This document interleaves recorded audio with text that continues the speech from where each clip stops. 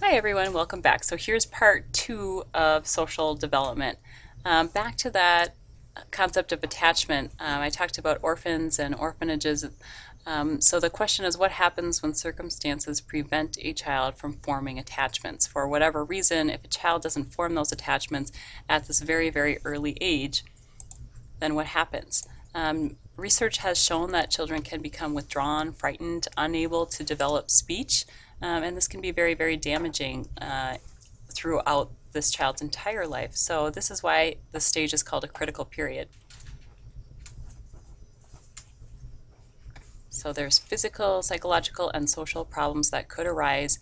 And we talked about serotonin long ago, earlier in this course, and there's been current research over the last decade that shows alternations in brain serotonin levels, which then prevents a child from developing further neural networks and connections. One other interesting maybe tangent or another application of this research is the question about daycare and attachment.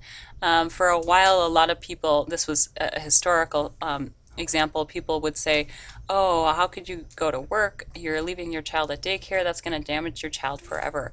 But actually, there's been plenty of research over the last 3 decades that have shown that quality daycare, and the quality daycare has to consist of responsive adults interacting with children.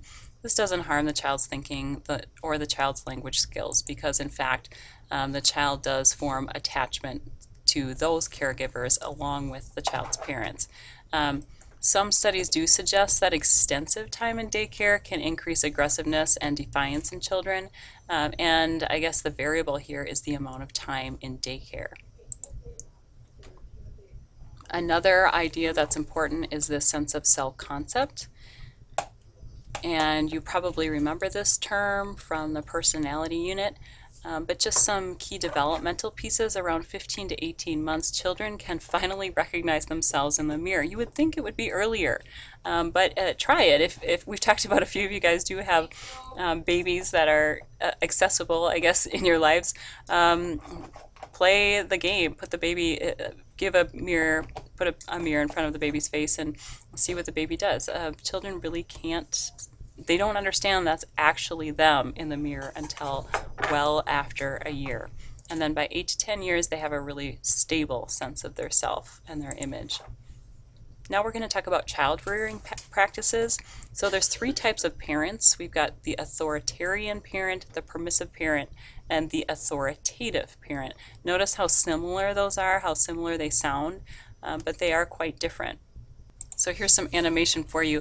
The authoritarian parent is the parent who is the why? Because I said so kind of person. They set very strict standards for the child's behavior. They apply punishments for breaking the rules, and they favor this obedience perspective over the rationale.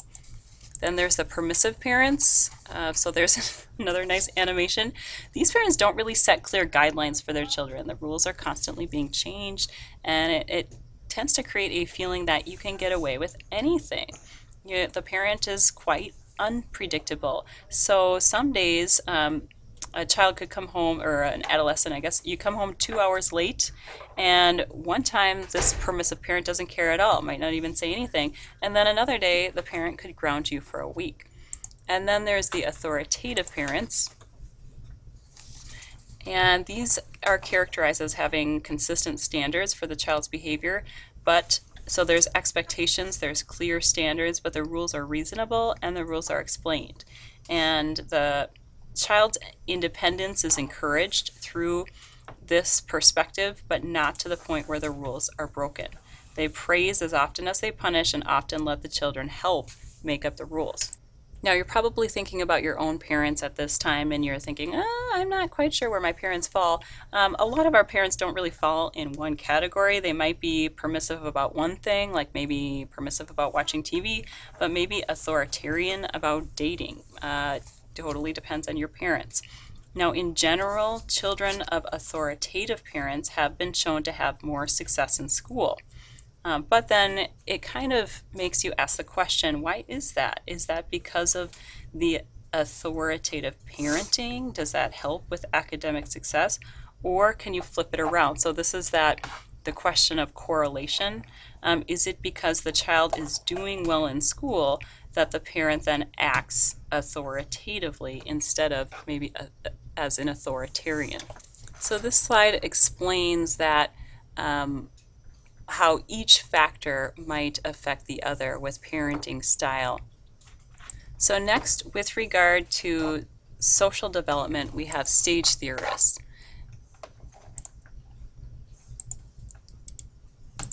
Now there's really two stage theorists that you need to know about, Sigmund Freud and Erikson. Now Freud, there he is. I've already talked about him, and actually there's a lecture uploaded from the personality unit all about Freud. So I'm just going to upload that right below this one, and if you want to just review quick all of Freud's his psychosexual stages of development, and I think the Barron's AP packet that I gave you also kind of breezes through that as well. So you do need to do that. You need to know Freud's perspective of the stages of development, and remember, this is really considered a historical concept today. Now, Erikson doesn't necessarily contradict Freud, but rather he takes a different view of social growth. So he was considered a neo-Freudian, and he actually worked with Anna Freud. And instead of our personality being influenced by sex, like Freud, or sexual development, Erikson thought our personality was influenced by our experience with others. And he came up with stages of psychosocial development. And when you put these stages in your mind, when you try to organize this, think of this as each stage as a conflict or a battle between kind of two forces in our development. So we start with trust versus mistrust. And this is in the beginning. Can a baby really trust the world to fulfill its needs? And that baby will either develop trust or mistrust. And when they develop that, they would carry it with them. So if a baby's hungry, a baby needs to develop trust that they'll be fed. If they're not fed or their diaper is left dirty, they might develop mistrust in the outside world. Then we have autonomy versus shame and doubt. So this is that lovely toddler stage. Autonomy means being your own boss. A toddler tries to control their own bodies by toilet training and their environment, and by always saying no. So both Erikson and Freud talk about this potty training stage as a pretty big deal in developing their personality and who they become later as an adult. They differ, however, in what it means. So from Erikson's point of view, it's all about the response. So think that how does their environment respond to their behavior? If they get yelled at by their parents, if they have accidents, then they're going to feel shame and doubt in their own abilities. And if the child learns how to control themselves in reasonable ways, then the child will develop a healthy will. Then the child will be later able to face greater challenges in life. Next we have initiative versus guilt. Next we have initiative versus guilt. Here the key word in a child's life changes. Instead of no and the tantrums and the independence, it turns to why. In this stage, children want to understand the world and they ask too many freaking questions, really, all kinds of questions. This is stage one of my kids is just kind of leaping right now, and it's wonderful, wonderful, great amount of curiosity, but sometimes a little overwhelming. So in this stage, the Erikson's perspective is how, again, does the environment deal with this development? So how do the parents react? If their initiative in asking these questions is encouraged, so if parents encourage the questions or the people around them encourage the questions, then the child will feel more comfortable expressing their curiosity. And Erikson's view would say they're more comfortable expressing their curiosity throughout the rest of their life. And if the parent says, shut up, or doesn't answer the questions, then the child will feel really guilty about their questioning and might avoid being inquisitive later. So do you remember learning about the inferiority complex back in the personality unit? Well, this next stage is dealing with that in industry versus inferiority. This is where most children begin formal education, so school. And for the first time, the children are being evaluated. This can be very, very hard for kids. They go from this really nice, safe environment all of a sudden to this evaluative environment. If they raise their hand in class and answer a question correctly, they feel industrious, they feel competent. But if they try to answer a question and stutter to get out the wrong answer, and people start making fun of them, or they just get the wrong answer all the time, then the child will feel inferior.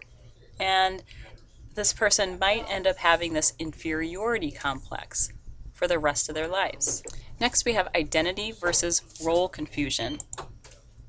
So now we're moving into the teenage years. Who am I? These great questions of being a teenager. Erikson believed that teenagers' main social need is to discover his or her identity. Now, while you search for your identity, and you've maybe noticed yourself doing this through middle school and maybe still through high school, you're trying. You might try to fit into various social groups. You might experiment with some teenagers choose to experiment with drugs or sex, or people just might try to change their wardrobe. And through this process, you as a teenager are trying to find a stable sense of self. And Erikson says you should be trying to find the stable sense of self now, or you might end up with an identity crisis later in life.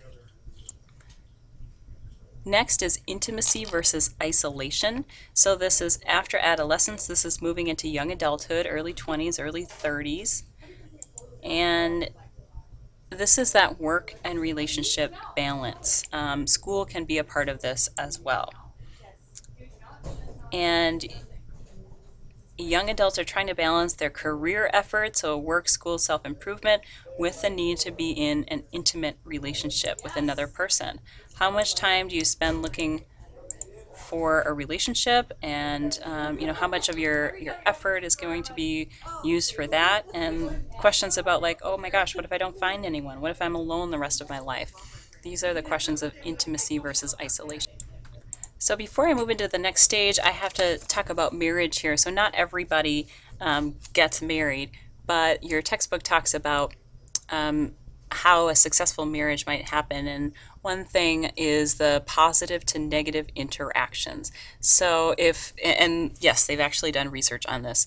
So if at least a 5-to-1 ratio of positive to negative interactions happens, then you're generally going to have a healthy relationship. So no divorce.